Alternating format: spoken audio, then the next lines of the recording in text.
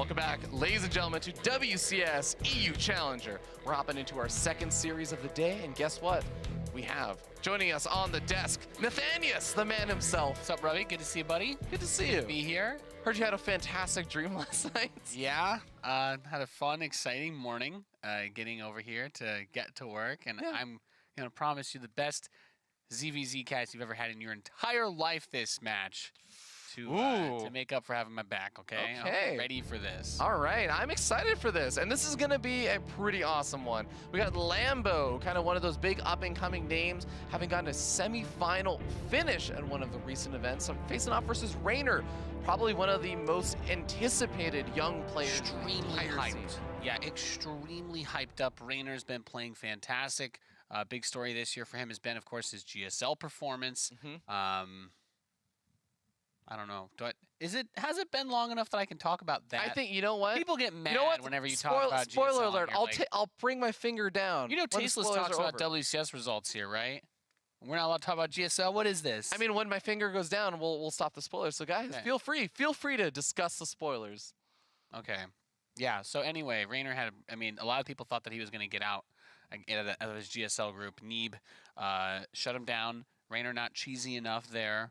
But I think a lot of people are still really excited to see how he's going to perform in the upcoming WCS events, particularly here. Good benchmark to see where he stands against players like Lambo. So I'm excited. All right. I think there's a lot of hype around this guy, and there's a lot of hype around his opponent as well. We're hopping into Lost and Found for our first game of this Zerg versus Zerg. Got my pen under the preview monitor. Oh, no. It's gone, guys. I see it. You know what? You can do it. I'll do the first intro. Just go get it. No, it's gone. Your box doesn't reach down that low. All right. Good ZvZ for our second match of the day here, ladies and gentlemen, as we've got on Lost and Found. In the northeast position, our red Zerg player, he is Reynor. Top 16 GSL Codas. What a wonderful thing to put on your WCS plate. Yeah, well, certainly. Spawning down here in the bottom left, we have our blue Zerg player. He has some pretty good stuff to put on his plate as well. He is Lambo. Top 4 WCS Austin. He's pretty good. What's your highest GSL finish, Ravi? You know, I had a dream. Actually, no, sorry. I didn't have a dream. It's actually not GSL. Even in your dreams, you don't think you can make it? I don't think even in my dreams I would make it, but the funny thing is, Semper randomly, just out of the blue, hadn't talked to him for like maybe a few weeks or something, or like a month. He just messages like, hey, Ravi, I want you to know that I had a dream that we were playing in like a Cheesadelphia, and you apparently started playing Terran, and I was just constantly afraid because you just kept beating like Neeb and all these other players as we made our way through the bracket. And we got to the finals, and I was just like, he was just scared shitless that I was going to beat him in the finals. That is wonderful. And I was like, wow, Semper, that's such a massive compliment to a Protoss player that can only win games by cannon rushing. Well, I've only won 3 GSLs, but I haven't won a Cheesadelphia in my dreams before, so I'm impressed. Well, there you go, man. I'm impressed. That's the next level up. We gotta step it up every day here at the World Championship Series, okay? We got a can't stop, won't stop attitude. There was nothing better than the early days of WCS when we first came out here and we're doing it in Burbank a few years back, and Roddy and I were like, Roddy comes to me, he's like, mate, WCS is trending super hot on Twitter right now.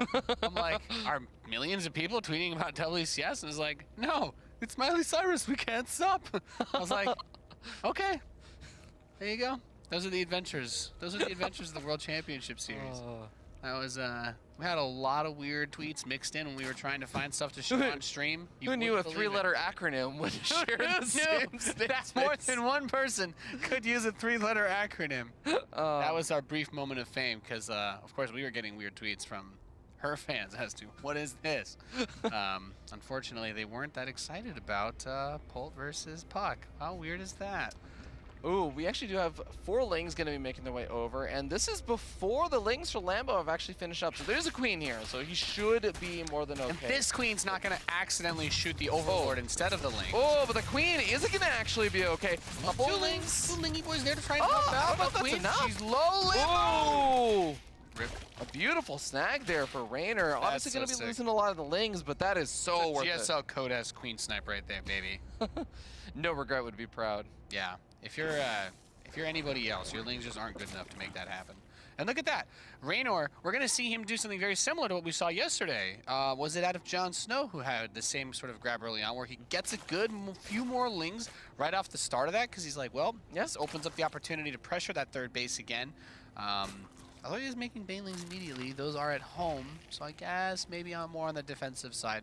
I was hoping to see him try and take advantage of the lack of units on the map. Okay, the lings are moving out, and maybe the Banes will just stay home to defend anyway. Yeah, I guess deal with any kind of counterattacks or anything. Lost and found. Still a decently sized map. There's so. Banes out for Lambo, by the way, so this isn't necessarily guaranteed to do anything. Yeah, one bailing out at least, so got to be a little bit careful with that if he wants to really make sure that there's value there. He is sitting down a handful of lings, so really is relying on that bailing to get something. Yep, gets a cheeky drone over there. He's gonna send 2 lings, gets the baneling. Okay, a lot more lings on the way, so Lambo should be okay, but he doesn't want to have to end up losing too many units over here, including those drones. Oh, it's getting really close. There goes down 2 drones. That was... It was a pretty decent trade. I think that is probably like an even trade there because he's also had to make a lot of lings himself. Yeah, I mean, when you look at the worker count, Lambo is still doing a very good job of staying ahead economically. So even though he loses those few workers, he's like, well, maybe I don't have as many lings, but he's got his wall set up in his natural. We have the Roach Warren, +1 attack on the way for both players, and that lair for Lambo. That's the key difference that I have my eyes set on, as we do not even have a lair started yet. Okay. Yeah. As I say that, Reynor's like, oh my god, Nathanius, you're right. Here's my lair, dude. I'd hate to not have a lair for you, buddy.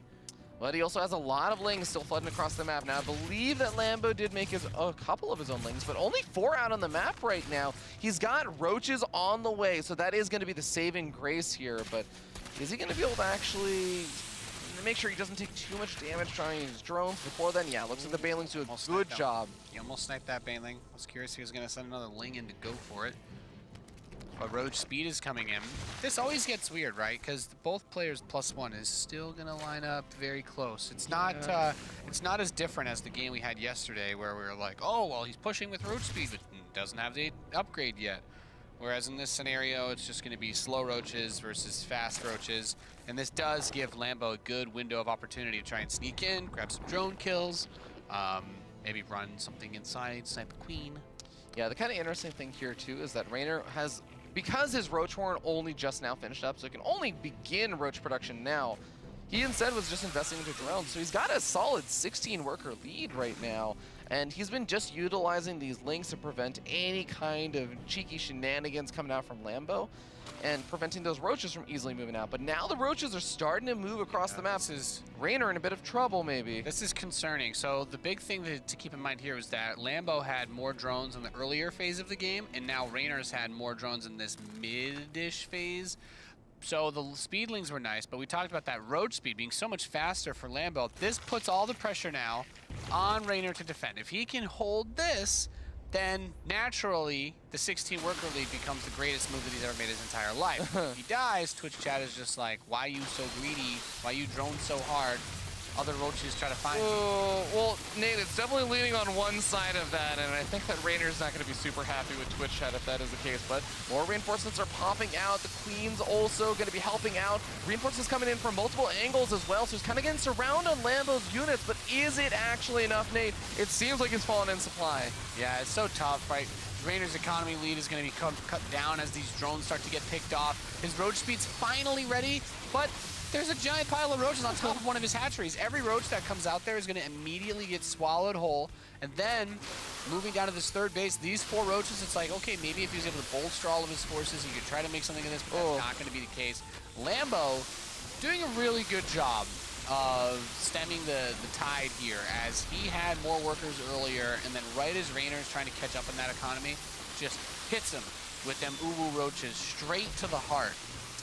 And we end up seeing a situation where Reynor's lost quite a few workers. He's actually down 4 now, and he's losing all those Ravagers because Lambo is just target firing them down one by one. More drones being pulled off the line in a desperate attempt to stay alive in this game. But I think that Reynor is going to have to tap out in this first game. Lambo, the king of ZvZ, is going to be able to... The waves of Lambo crash against Reynor's shores. eroding the rocks that were his drones. And he will take that first game in stellar fashion. Yeah. I mean, Really solid play. Queen Snipe was really cute, you know. Everybody's going to be hyping up Reynor. I think a lot of people in the chat are like, Reynor's not supposed to lose. He's just out. Plays the best players in the world. It's like, no. Lambo just, he got away.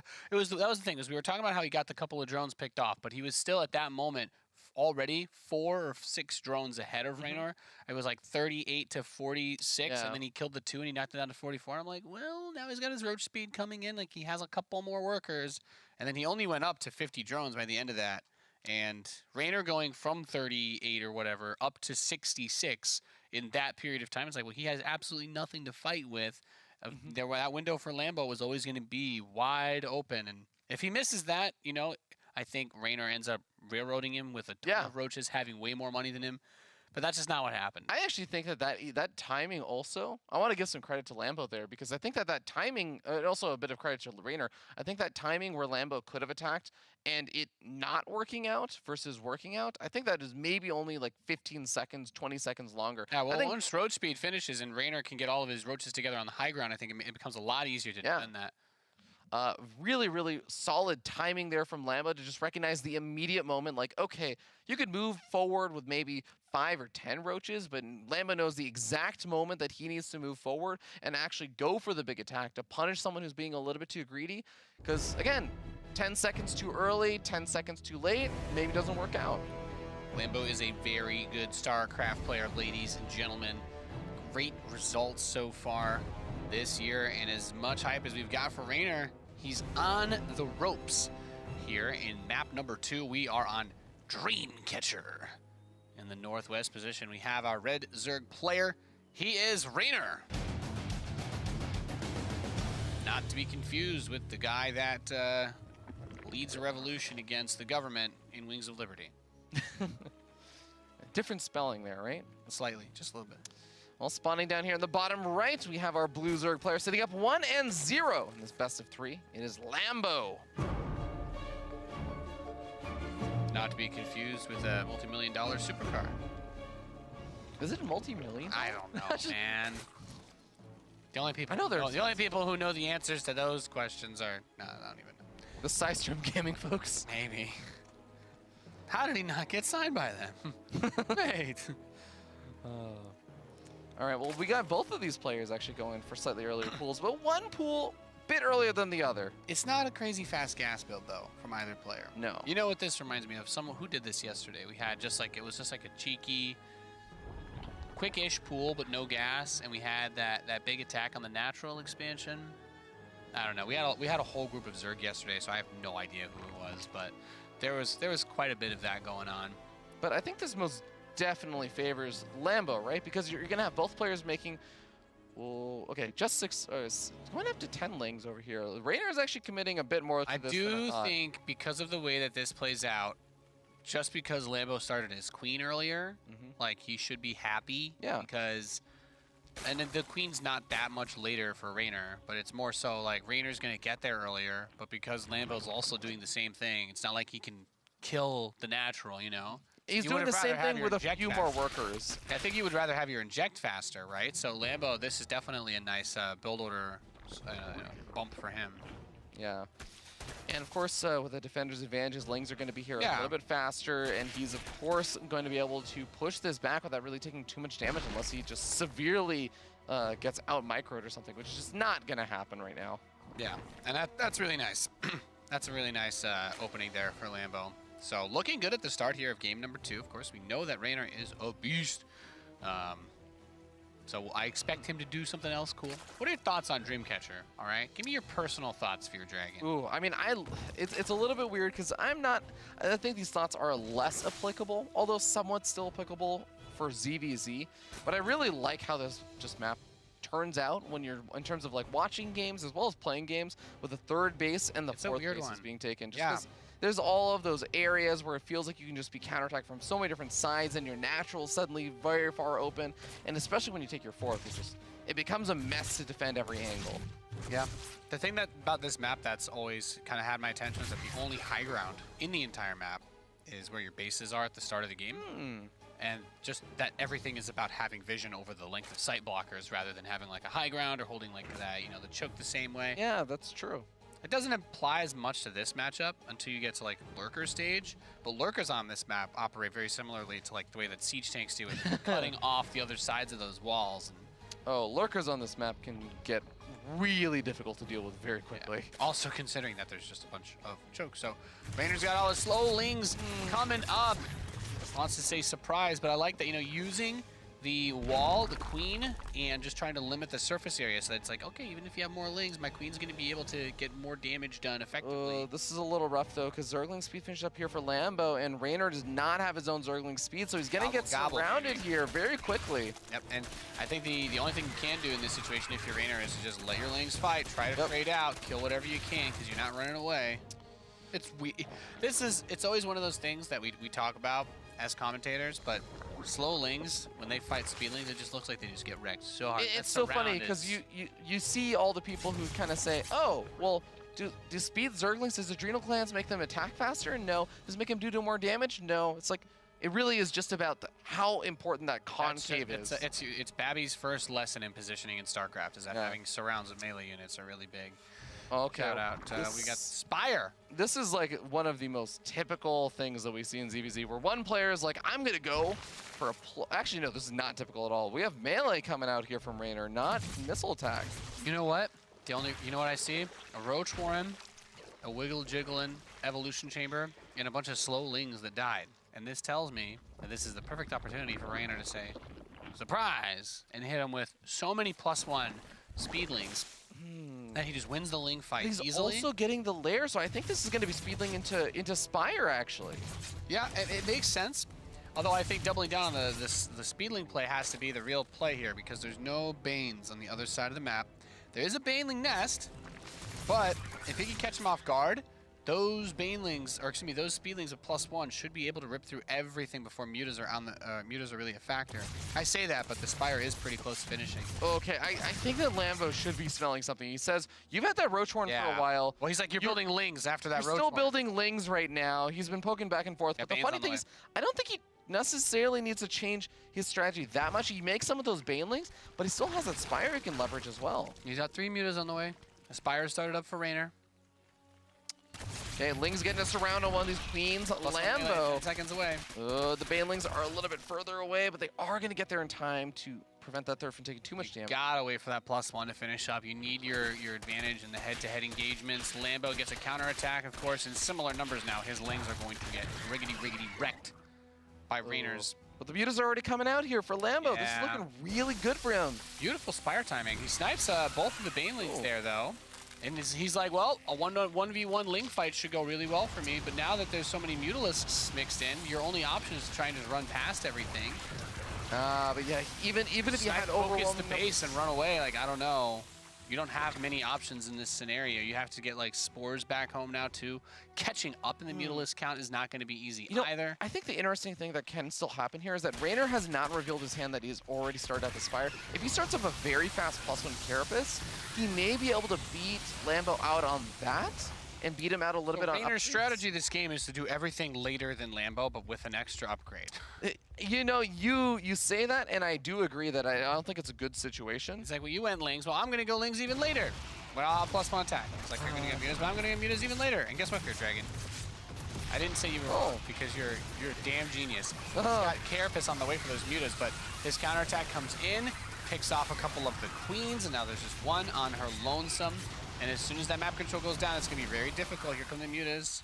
Okay.